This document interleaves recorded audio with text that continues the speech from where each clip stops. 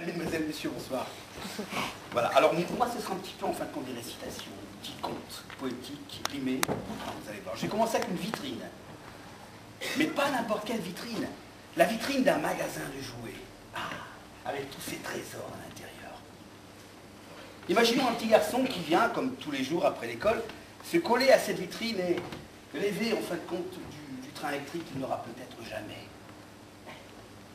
N'est collé à la vitrine d'un magasin de jouets, des yeux ronds qui s'illuminent. Oui, je parle d'un garçonnet. Tous les jours au rendez-vous quand se termine l'école, il est là sur ses genoux, avec ses idées les plus folles. Ses parents lui payent un train, plutôt le Père Noël, qu'on remonte avec la main. Vous savez, une manivelle.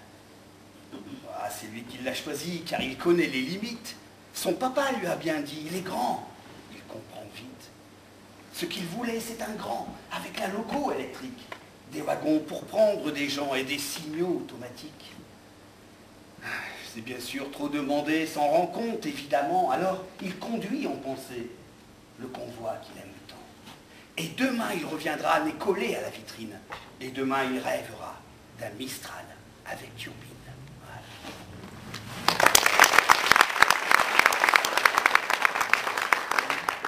Je vous ai parlé d'une vitrine.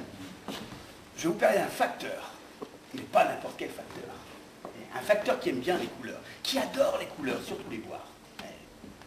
Du rose, du rouge, du blanc, du jaune. Confident, fidèle ami, coursier du maire ou du bedeau, il ne fait pas de parti pris entre une fine ou un vin chaud. Il est facteur de son métier, donnant les lettres de main en main. C'est par devise, par loyauté, ou pour l'alcool fait de raisin. Invité à toutes les tables, au fur et à mesure de sa tournée, son deux roues devient très instable en prétextant qu'elles sont voilées. De ce fait, de temps en temps, des miracles sont arrivés. La doyenne, pour ses 100 ans, a connu sa maternité. L'innocent du village a été maître d'école. Juste le temps d'un mirage. Plus j'y pense, plus j'en rigole. Son seul défaut, en vérité, je l'ai vu faire, et je vous le jure, n'aimant pas les recommander. En les ouvrant, il se rassure. Ah, c'est un secret, je le garde bien. Il se ferait réprimander. Et j'aime bien trop ce vieux coquin et son vélo aux roues voilées. Alors, voilà, un chasseur. Tiens, pourquoi pas un chasseur? Y a-t-il des chasseurs dans la salle? Il y en a, non? Ah, il y en a un, tiens. Je te souhaite de ne jamais rencontrer le personnage que je vais te conter. Jamais. Un apprenti chasseur de son état, voulant assouvir son instinct, dans une foire du tir au bois, avec son gros fusil tordu et son très vieux bâtard de chien. De suite, moqueries se succédèrent, pensez-vous donc. Vu le tableau, comme Besace prit une bourriche en fer, comme il disait, poisson ou autre, tout le monde il est égaux. On lui montra comment viser, fermant un œil, la bouche ouverte. Puis il partit enfin chasser, enfin, tous derrière, et lui en tête. Au premier coup retentissant, son chien est mort d'une crise cardiaque. Une vache tomba à 30 mètres devant. Pas mal pour une première attaque. Il se retourna pour pouvoir s'excuser. Il visait pourtant la perdrix. Elle récidivant, en tuant le garde forestier, en plein milieu du front. Sacré ennui. Récapitulons, une vache, un garde forestier, son très vieux chien qui était bâtardé. Oui, madame, au poil gagna le concours.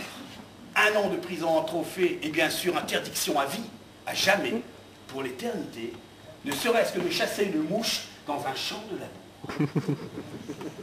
On dit dans le canton qu'il serait converti poète. Un chien qu'on appelle Papillon, une plume de cygne pour lui écrire ses lunettes.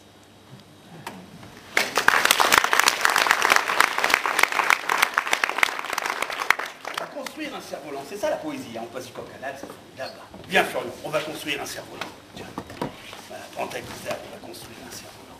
Ça c'est une belle phrase. Florian, prends ta guitare, on va construire un cerf-volant. J'aime bien ça.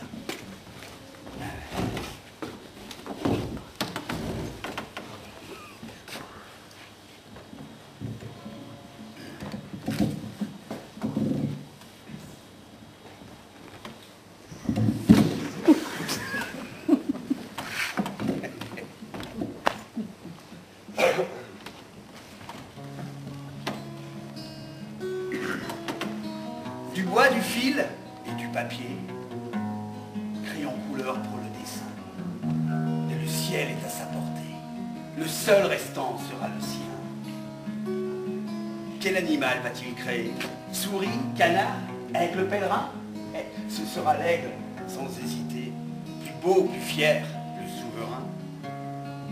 Il montera d'un trait au ciel, encore plus haut que les nuages. Il faudra sortir les jumelles. Allons, mettons-nous à l'ouvrage. Un pli par-ci, deux plis par-là. Il faut du temps, du savoir-faire. Réfléchissons, oui, comme ça. Et dessinons ce bout en l'air. On va le faire. Voilà. L'aigle pèlerin n'a que le nom, ou tout au plus une hirondelle. Mais le cœur du petit garçon l'a fait d'amour au goût de miel. Il vole, il a atteint la cheminée.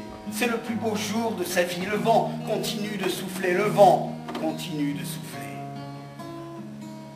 Du bois, du fil et du papier. Crayon couleur pour le dessin, et le ciel est à sa portée. Le seul restant sera le